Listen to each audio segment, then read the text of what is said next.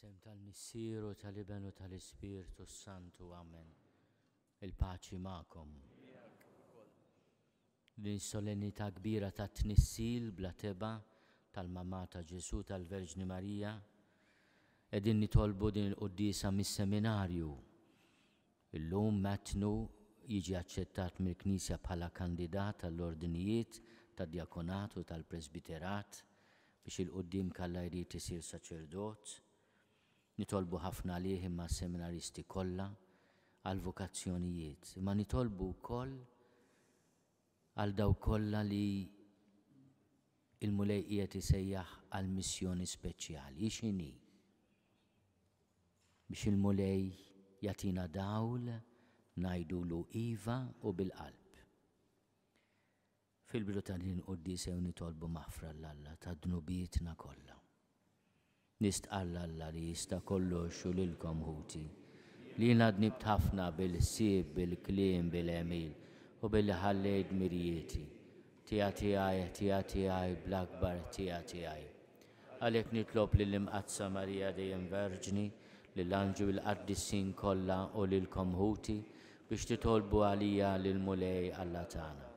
Eħenna lina Alla li jista' kollox jaffrinna dnubietna u jwassalna l-ħajja ta' dejjem.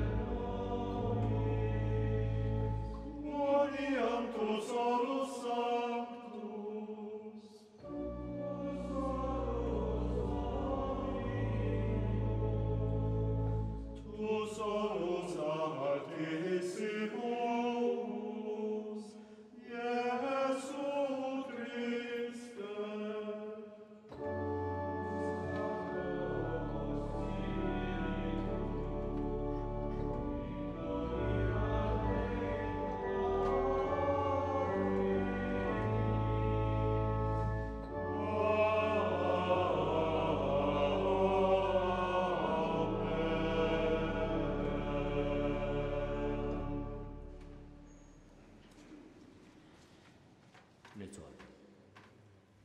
U Alla bit-tnissil bla-teba tal-Verġni Mqadsa Marija, int ħejjejta maraxir għal ibnek.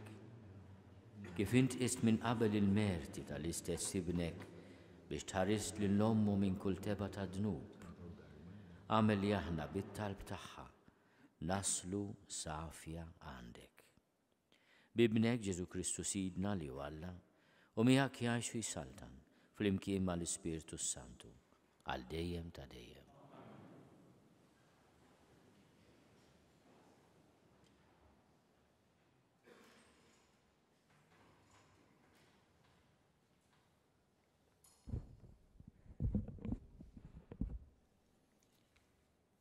Qari mill-ktieb tal-Ġenesi. Wara li Adam kien mis-siġra, il-mulej sejjaħlu u qallu: fejn int? U jiġbu: għax smajt ħossok fil-ġnien u billi jien arwien, bżajt u staħbejt. U qallu: min qallek li inti arwien? Jaqgħu kilt mis-siġra li għedlek ma tikolx minna? U jiġeb Adam: il-mara li tajtni miegħi hi tatni mis-siġra u jiena kilt. U l-mulej Alla qal lill-mara: x'inhu li għamilt? U l-mara weġbitu: is-serb daħaq bija u kilt. U l-mulej Alla qal lis-serb: talli għamilt hekk, int tkun l-iżjed misħud fost il-bejjem kollha u fost l-annimali selvaġġi kollha.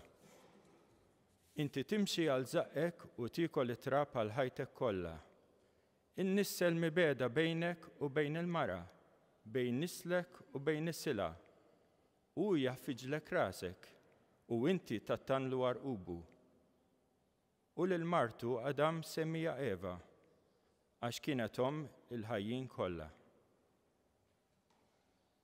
Il-kelma tal-mulej, ir-roddu ħar lill-Alla. Salm responsorjali. Ngħidu flimkien: għannu lill-mulej għanja ġdida għax għamel leġubijiet. Flimkien: mulej għanja ġdida għax għamel leġubijiet. Għannu lill-mulej għanja ġdida għax għamel leġubijiet. Ġibitlu r-rebħa l-leminija tiegħu u driħ imqaddes tiegħu. Ngħidu flimkien: għannu lill-mulej għanja ġdida. Għarraf il-mulej is-salvazzjoni tiegħu, fajnejn il-ġnus wara l-ġustizzja tiegħu. Ftakar fit-tjubitu u fil-fedeltà tiegħu lejn dar Iżrael. Ngħidu flimkien: għannu lill-mulej għanja ġdida għax għamel leġubijiet. Raw it-truf kollha tal-art is-salvazzjoni ta' Alla tagħna. Għajtu bil-ferħ lill-mulej fl-art kollha. Infexxu fil-għena, ifirħu u għannu. Ngħidu flimkien: għannu lill-mulej għanja ġdida għax għamel leġubijiet.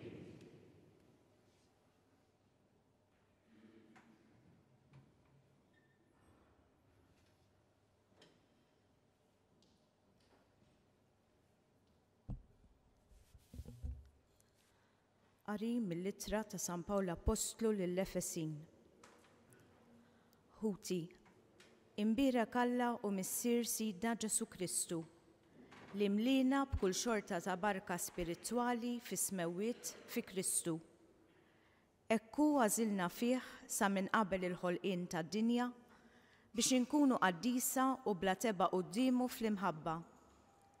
Iddestinana li nkunu għalih u liet adottivi permezz ta' Ġesu Kristu, skont ma oġob li rida tiegħu għat-tifħir tal-glorja tal-grazzja tiegħu li bija imlina fil-maħbub tiegħu. Fih aħna wkoll konna magħżula, iddestinati minn qabel, skont il-pjan imfassal minn qabel minn min imexxi kollox skont il-fema tar-rieda tiegħu, sabiex inkunu għat-tifħir tal-glorja tiegħu. Aħna li sa minn qabel konna nittamaw fi Kristu. Il-kelma tal-mulej inroddu ħajr lill-Alla.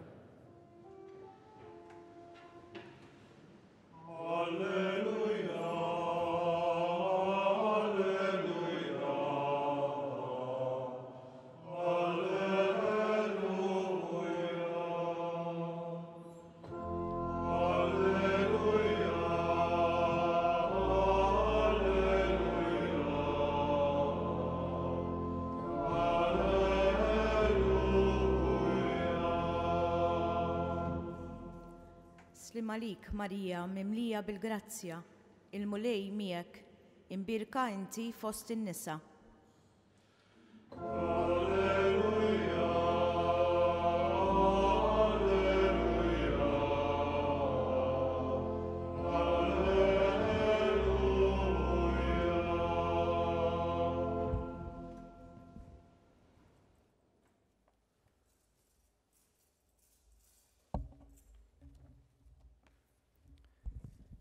Il-mulej ma'kom. Qari mill-Evanġelu skont San Luqa.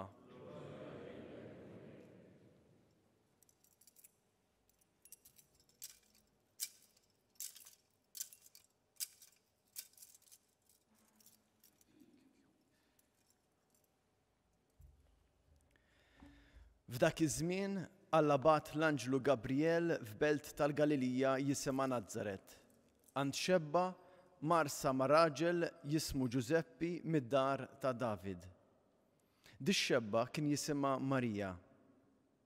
L-Anġlu daħal għandha u qalilha: Slim għalik mimlija bil-grazzja, il-mulej miegħek. Id ħawdet ħafna għal dan il-kliem u bdiet taħseb bejna u bejn ruħha x'setet qatt tfisser din it-tislima. Iżda l-Anġlu qalilha: Tibżax, Marija, għax int sibt grazzja quddiem Alla. Ara, int se tnissel fil-ġuf u jkollok iben u semmih Ġesu. U jkun kbir u jkun jissejjaħ bin il-loli. Il-mulej Alla jagħtih it-tron ta' David missieru u jsaltan għal dejjem fuq dar Ġakob u ma jkunx hemm tmiem għas-saltna tiegħu. Iżda Marija qalet lill-Anġlu: Kif ikun dan la darba ma narafx raġel? U ġeb l-Anġlu qalilha: L-Ispirtu Santu jiġi fuqek u l-qawwa tal-għoli tixħet id-del tagħha fuqek. U għalhekk dak li jitwilet minnek ikun qaddis u jissejjaħ bin Alla. Ara, il-qariba tiegħek Eliżabetta fix-xjuħita hi wkoll nislet iben fil-ġuf u ġa għandha 6 xhur dik li għaliha kienu jgħidu li ma jistax ikollha tfal, għax għal Alla m'hemm xejn li ma jistax isir. Imbagħad qalet Marija: Ara, jiena l-qaddejja tal-mulej, ħajsir minni skont kelmtek. U l-Anġlu telaq minn qudiemha. Il-kelma tal-mulej.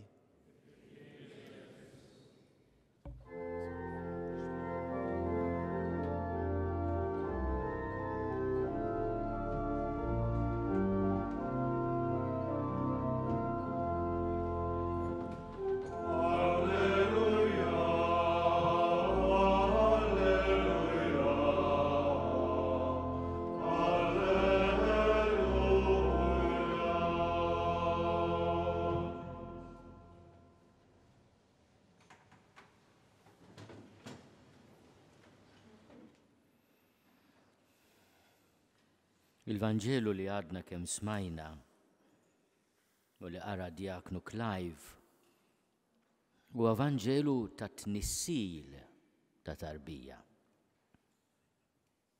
Din ix-xebba li tirċivi proposta minant Alla li ssirhom li ben ta' Alla u tgħidlu iva. U bil-qawwa tal-Ispirtu Santu fil-ġuf tagħha jitnissel Ġesu. Imma llum qegħdin nagħmlu l-festa mhux ta' dan it-tnissil li aħna rajna dwaru fil-Vanġelu, imma ta' tnissil tal-Omm. 9 xhur oħra bħallum 9 xhur fit-8 ta' Settembru niċċelebraw it-twelid ta' Marija tal-Bambina. Għax aħna fil-kalendarju tagħna, aħna l-insara Kattoliċi, niċċelebraw żewġ festi kbar ta' tnissil fil-ġuf. Fil-25 ta' Marzu niċċelebraw it-tnissil ta' Ġesu fil-ġuf ta' Ommu u naqraw l-istess Vanġelu li smajna llum. Dik li aħna nsejħu l-festa tal-Annunzjata ta' jew il-Lunzjata kif ngħidu aħna l-Malti. U mill-25 ta' Marzu wara 9 xhur fil-25 ta' Diċembru niċċelebraw it-twelid tat-tarbija, il-milied. Hekk nagħmlu fil-każ tal-Omm. Fit-8 ta' Diċembru niċċelebraw it-tnissil tagħha u 9 xhur wara niċċelebraw it-twelid tagħha. U dan huma festi antiki ħafna li juru kemm hija antika il-persważjoni tal-poplu ta' Alla li fil-ġuf tal-Omm mill-ewwel mument ta' tnissil hemm ħajja umana li mhux biss jixtraq ilha r-rispett u l-ħarsien, imma anke li tiġi ċċelebrata. Aħna niċċelebraw it-tnissil ta' Ġesu bħalma niċċelebraw it-tnissil ta' Ommu. Ma llum qed niċċelebraw ukoll xi ħaġa straordinarja għaliex jekk aħna fil-Vanġelu għadna kemm smajna infakru li bl-intervent ta' Alla fil-ġuf ta' mara tnissel liben ta' Alla mammu l-bniedem, illum qegħdin niċċelebraw tnissil bħalma sar it-tnissil ta' kull wieħed u waħda minna. Aħna li nitkellmu l għandna l-idejat tagħna, il-koll tnissilna. Il-koll ingħatajna l-grazzja li jkollna ġenituri u b'mod speċjali Omm li laqatna mit-tnissil, ġarritna u tatna l-ħajja kif ngħidu. Imma llum qegħdin niċċelebraw xi ħaġa kbira li Alla fit-tnissil ta' din tarbija bl-imħabba ta' Omma u missiera li tradizzjoni tgħidilna kien jisimhom Anna u Ġwakkin nagħmluhom festa fil-fatt fis-26 ta' Lulju. Dawn huma l-ġenituri tal-Madonna ta' Marija, in-nannit ta' Ġesu. Din il-koppja fit-tanniqa tal-imħabba tnissel tifla. U Alla jintervjeni bil-misteru tal-ħolqien tiegħu li għandu bżonn lilna. Ma mbagħad jintervjeni fit-tnissil ta' din it-tifla billi ħarisha minn kull teba ta' dnub.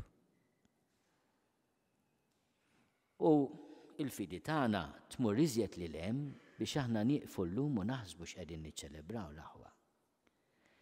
Għax it-talb tal-Knisja jgħallimna l-fidi tal-Knisja iddikjarata b'mod formali fl-1854 mill-Papa Piju IX tajt li Alla ħares lejn il-mertu tat-tifel ta' din il-mara biex ħarisha mid-dnub. Tajdu li kif jista' jkun għax Alla jisboq iż-żmien fil-ħnina tiegħu. Il-ħnina tiegħu tinfirex f'kull żmien. Ommu stess meta ssellem lil Elisabetta u tanni l-anja li l-Knisja titlob kull filgħaxija it-talba tal-Manifika ngħidu la ruħu jitfaħħar il-kobor tal-mulej. Marja stess irrealizzat, forsi anke ispirata mit-tislima tal-Anġlu li smajna llum fil-Vanġelu, li l-mulej ħares lejn iċ-ċokon tagħha u għamel magħha ħwejjeġ kbar. Hemm min jista' jgħid li jisma' meta tajt iċ-ċokon ma jbissbix biss iċ-ċokon tal-umiltà, imma fit-tnissil tagħha il-Madonna kienet dak li xjenza tgħidilna llum ftit ċelloli. Jista' jkun hemm xi ħaġa iżgħar minn ftit ċelloli. Il-mulej ħares lejn iċ-ċokon tal-qaddejja tiegħu, iċ-ċokon. Imma għamel magħha ħwejjeġ kbar, ħwejjeġ kbar. Intervjena dak il-ħin, ħarisa minn kull teba ta' dnub. Kemm hi ħaġa kbira di. Għax il-ħnina tiegħu tinfirex f'kull żmien, kapaċi iħares lejn il-mertu tat-tifel li għadu jrid jitnissel u jitwielet u jikber u jmut u jirxoxta u japplikom għall-om. Mela jekk lilna ħelisna mid-dnub bil-mewt tat-tifel lill-om, lil-Marija ta' Nazaret, ħarisa. Din hija differenza li tagħmel anke il-Knisja fit-talb tagħha llum minnu taw. Fit-talb li se naqraw fil-liturġija sabiħa tal-lum hemm din id-distinzjoni. Int ħarist, ippreservajt, ħarist lill-om mid-dnub. Lilna ħlistna għax aħna nafġu mhux ħażin. Imma għaliex? Tajdu li imma da kollu għaliex, di l-kedda kollha għaliex. Hemmhekk imbagħad iż-żewġ mumenti tnissil tal-om u tnissil tal-iben iħarsu lejn xulxin. Għax kien importanti. Il-teologu kbir Franġiskan Duns Scotus kien jgħid mhux biss kien jixraq imma il-mulej seta' il-Madonna stess jgħidilha ara la m'hemm xejn li ma jistax ikun. Allura għamel. Min jaf kemm il-darba u nsellem il-parroċċa ta' Bormla li llum qed tagħmel festa kbira kemm semgħu meta mort għall-ħruġ tal-Vara minn Niċċa propju fil-bidu tan-novena fakkartilhom dil ħaġa dawn it-tliet frażijiet ta' Duns Scotus. Li ċebit, potwit, feċit. La, kien jixraq seta jagħmilha u għamilha l-mulej. Xiex, li ħares lill-om li kellha ġor li bentalla magħmul bniedem fil-ġuf minn kull teba ta' dnub. Ħejja liħ hekk ngħidu llum amara sabiħa. Mit-tnissil tagħha. Allura din il-libertà mid-dnub tagħti lil Marija libertà sħiħa biex tgħidlu iva. Għalhekk kellha bżonn tkun ħielsa, imħarsa anzi, imħarsa, ħielsa x'imħarsa minn kull dnub biex il-libertà tagħha seta' tgħidlu le. Imma l-libertà tagħha tkun sħiħa, bla teba. Meta 4 snin wara id-dikjarazzjoni formali fl-1858 il-Madonna deret lil Bernadetta Subiru u din baqgħet tinsisti magħha minti propjament x'ismek jekk jogħġbok. X'ismek jekk jogħġbok. Għax il-kappillan Peramal kien jgħidilha allura imma dina min hi dis-sinjura. Inti tgħidli kwella li Akerò, dik. Bernadette ma kellix għax fit-tnissil hemm diġà l-identità tiegħi. Il-missjoni tiegħi bdiet mit-tnissil kemm hu profond dan it-titlu. U kemm hi ħaġa sabiħa li aħna l-Maltin għadna nagħmlu festa għat-tnissil ta' dilhom. U nagħmluha għax nemmnu, mhux kwistjoni biss ta' fidi, naċċettaw dak li tgħidilna n-natura u x-xjenza. Min jista' jifhem x'qed nipprova ngħid, ħajjifhem. Aziz Matthew, jiena mhux qed ngħidlek biex tnissel għax inti nisluk. Inti tittingħaqad mad-disponibilità tal-Madonna. Il-libertà tiegħi u tiegħek mhux bħal tagħha, intakkata bid-difetti bid-dnub l-egoizmu tagħna. Imma aħna nċedu lil nfusna ingħaqad ma tant qaddisin Matthew, inċedu lil nfusna lil ħnina ta' Alla u nitolbuh li jeduka l-libertà tagħna tiegħi u tiegħek biex nagħmlu rida tiegħu. U fiha nsibu l-ferħ tagħna. Illum il-Knisja taċċettak bħala kandidat għas-saċerdozju. Inti taf li triq mhix qasira u mhix faċli. Waqt li nirrispettaw id-disponibilità tiegħek, ilqgħu wkoll ir-rieda tal-Knisja li tilqak bħala sinjal tal-imħabba ta' Alla u stedina biex tkun iżjed qrib tiegħu. U biex tkun qrib tiegħu ħares lejn ommok u ħares lejn Marija, Ġesu, li tħarsek u tagħtik it-triq li tkun bla teba bħalma jgħidilna l-Apostlu missierna, aħna ġejna msejħin biex inkunu bla teba fl-imħabba kull ġurnata ta' ħajtek, Aziz Matthew. Eżamina lilek innifsek u staqsi lilek innifsek. Illum imxejt fi triq tal-imħabba.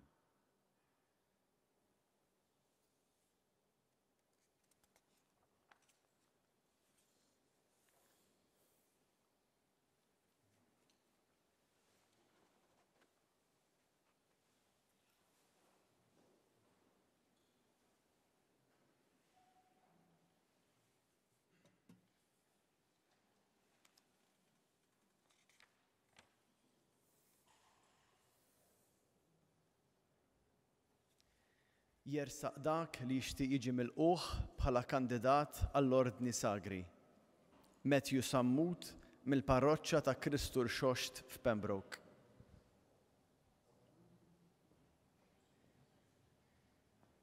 Hawn jien.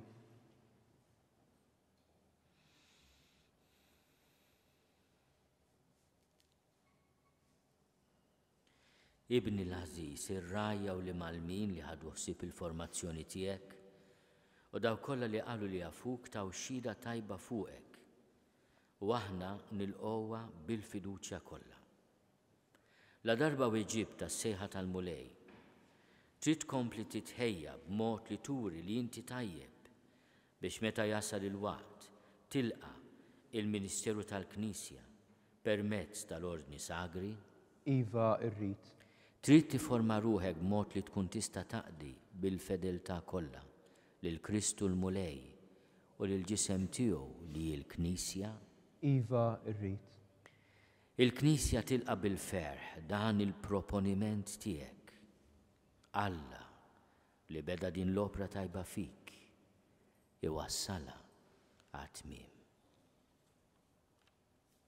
Għatuh ċabċipa jekk joġeb.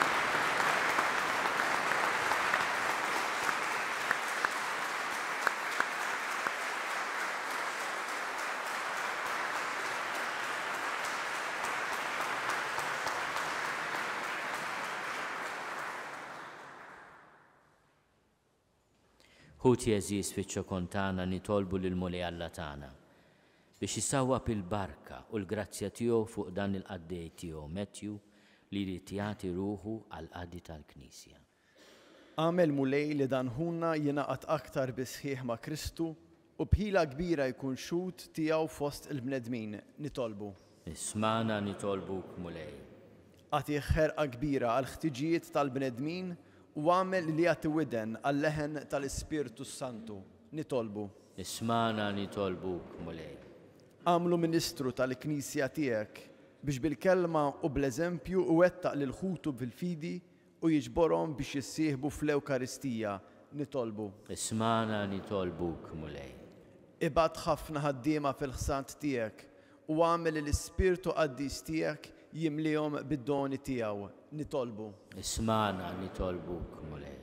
Wassal għal-milja tal-paċi u l-ġustizzja lill-bnedmin kollha tad-dinja, nitolbu. Ismana nitolbuk Mulej. Sieħeb fil-passjoni ta' Kristu l-ħutna li jinsabu mġarbin mill-hemm u mill-mart biex jiksbu ħelsien u fejqan, nitolbu. Smana nitolbuk mulej.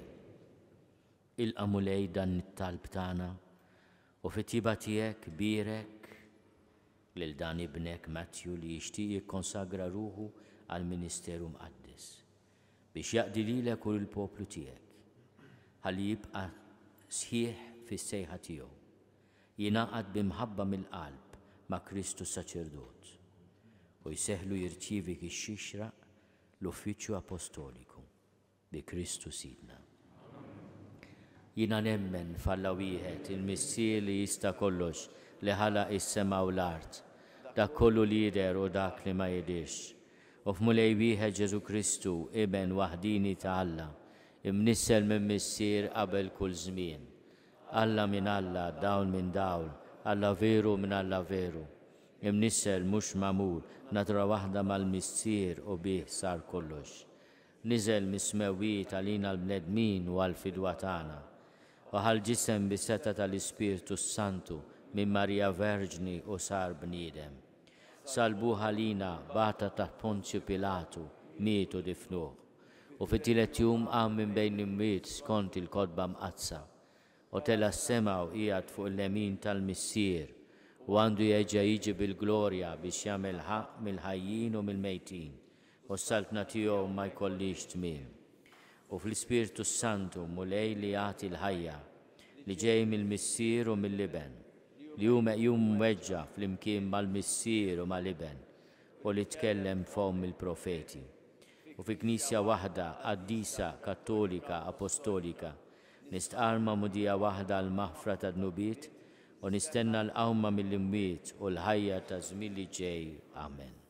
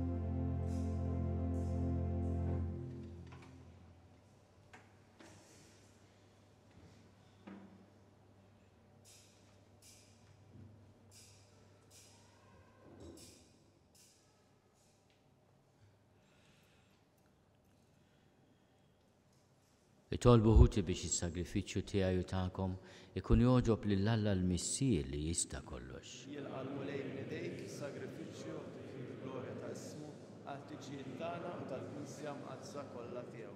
Il-qamulej il-vittma tas-salvazzjoni li aħna sejrin nofrulek fis-solennità tat-tnissil bla teba tal-Verġni Mqaddsa Marija. Biex kif lila tajt tal-grazzja minn qabel u ħarista minn kull teba ta' dnub. Ekku kollilna bit-talb tagħha teħlisna minn kull ħtija. Bi Kristu Sidna. Amen. Il-mulej magħkom. Miegħek ukoll. Nerfgħu lubna l-fuq. Nerfgħu lejn il-mulej. Niżuħal il-mulej Alla tagħna. Sewwa u hekk xieraq. Sewwa u xieraq tas-sew mulej missier qaddis. Alla ta' dejjem li tista' kollox. Tajjeb u taġi tas-salvazzjoni tagħna li dejjem u kullimkien inrodulek ħajr. Int ħarist lill-Verġni Mqaddsa Marija minn kull teba ta' dnub tan-nisel u żejjinta bil-milja tal-grazzja tiegħek. B'hekk ħejjejta bħala xierqa għal-ibnek u fiha wrejt il-biru tal-Knisja il-arusa tiegħu kollha sbuħija bla ebda tikmixa jew teba. Hi bħala l-Verġni l-aktar safja kellha ġib fid-dinja lil-ibnek il-ħaruf bla teba li jħassar ħtijietna.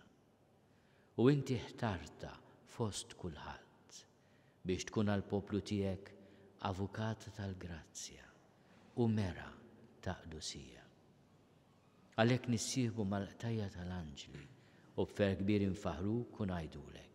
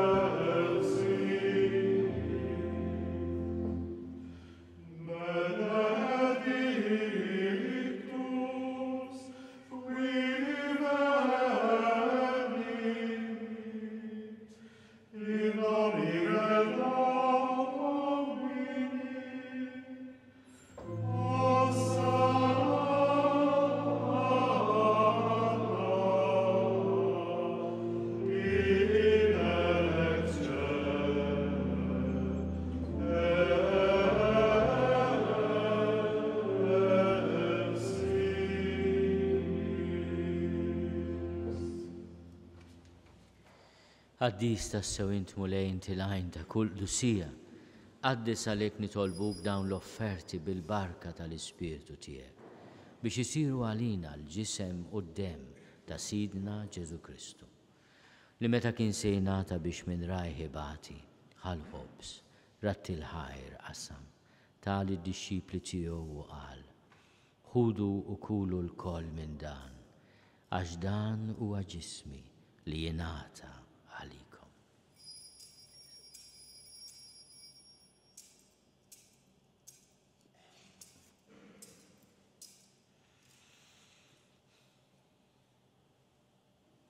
Ekk ukoll wara l-ikla ħal-kalċi reġa' ratti l-ħajr tali d-dixxipli tiegħu u qal: ħudu u jxorbu minnu l-koll, għax dan huwa l-kalċi ta' demmi tal-patt il-ġdid li jibqa' għal dejjem. Id-dem li jxerret għalikom u għal-bnedmin kollha għal-maħfra ta' dnubiet. Għamlu dan tifkira tiegħi.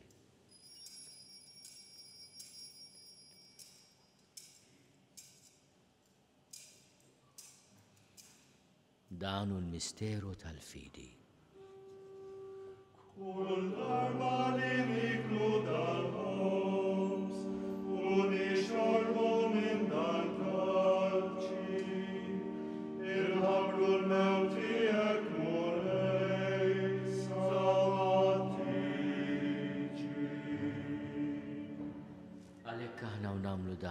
tifkira tal-mewt u l-qawmien ta' Sidna Ġesu Kristu. Nofrulek mulej il-ħobs tal-ħajja u l-kalċi tas-salvazzjoni. U rodulek ħajra xoġbok tilqana hawn quddiemek biex naqduk. U miċ-ċokontana nitolbu li l-Ispirtu Santu jaqqadna f'ġisem wieħed lilna li nieħdu semm il-ġisem u d-demm ta' Kristu. Ftakar mulej fil-Knisja tiegħek imxerda mad-dinja kollha. Wettaqa' fl-imħabba flimkien mal-Papa Franġisku. Miegħi għaddej tiegħek mingħajr ma jistħoli. Mal-Isqof Joseph li qed jgħinni, mal-Isqof Anton u mal-Ministri tiegħek kollha. Ftakar ukoll fħutna li raqdu bit-tama tal-qawmien. Ftakar fil-mejtin kollha. Daħalhom quddiemek fid-dawl tas-seb tiegħek. Ħenna lina l-koll nitolbu, kagħti lilna wkoll il-wirt tal-ħajja ta' dejjem. Flimkien mal-Verġni Mqazzom Malla Marija, mal-Arus tagħha San Giuseppe, mal-Apostli u l-Qaddisin kollha li jgħixu fil-ħbiberija tiegħek sa mill-bidu tad-dinja. Għamel li magħhom infaħruk u nsebħuk b'Ġesu Kristu ibnek. Bi Kristu, ma' Kristu fi Kristu. Jingħata lilek Alla Missir li tista' kollox flimkien mal-Ispirtu Santu, kull ġieħu glorja għal dejjem ta' dejjem. Amen. Ejjew nitolbu. Kif għallimna u ridna nagħmlu liben ta' Alla Ġesu għas-salvazzjoni tagħna. Missierna li inti fis-smawiet jitqaddis ismek tiġi saltnatek, ikun li trid int kif is-sema hekk fl-art. Ħobżna ta' kuljum għatina llum, aħfrinna d-nubietna palma naħfru l-minu ħati għalina. La ddaħħalniex fit-tiġrib, iżda eħlisna mid-deni. Eħlisna nitolbuk mulej minn kull deni. Għatina fit-tiebu ħnina tiegħek il-paċi fi żmienna biex inkunu ħielsa dejjem mid-dnub u mħarsa minn kull inkwiet. Aħna nistennew u nittamaw il-għena u l-miġja tas-Salvatur tagħna Ġesu Kristu. Mulej Ġesu Kristu li għat lill-Apostli tiegħek. Inħallilkom is-sliem, natikom is-sliem tiegħi. La tħares lejn nubietna. Iżda ħares lejn il-fidi tal-Knisja tiegħek. Għati jaslimu l-għaqda li int trid fiha, int li tgħixu s-saltan għal dejjem ta' dejjem. Amen. Il-paċi tal-mulej tkun dejjem magħkom. Għatu l-paċi lil xulxin.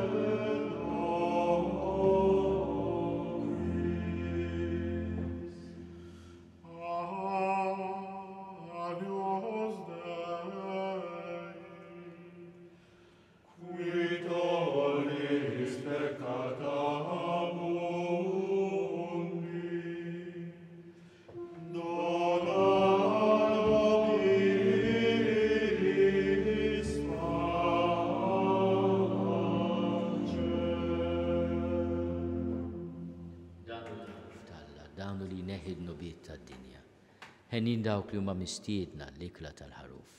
Mulej ma jistoqlix li tidħol taħt is-saqaf tiegħi, iżda biss kelma waħda u ruħi tkun infejja.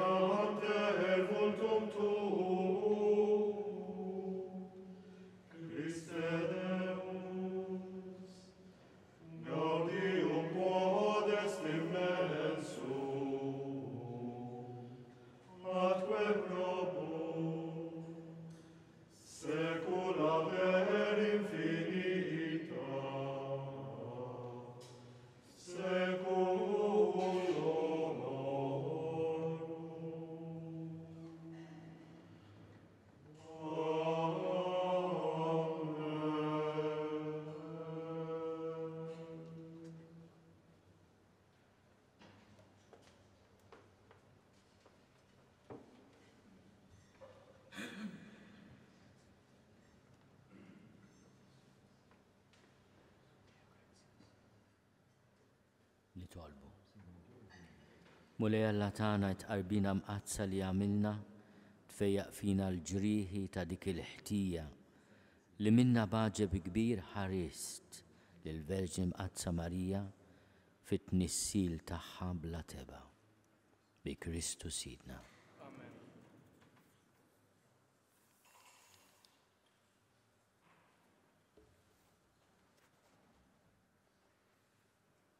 Il-mulej ma'kom. Ikun imbirek isem il-mulej. L-għajnuna tagħna f'isem il-mulej. Iberikkom Alla li jista' kollox il-Missier u l-Iben u l-Ispirtu Santu.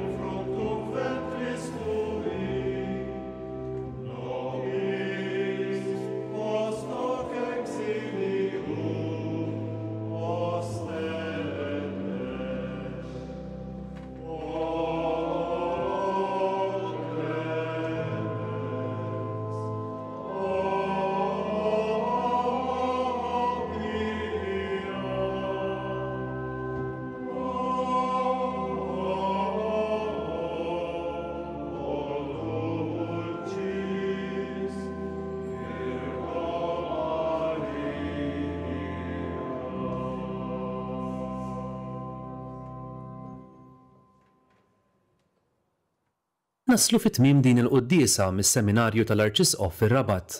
Inżommu lis-saċerdot novizz Matthew Sammut fit-talb tagħna. Grazzi tal-li naqadtu magħna għal dan il-mument ta' talb, nawguralkom il-kumplament tal-festa tajba.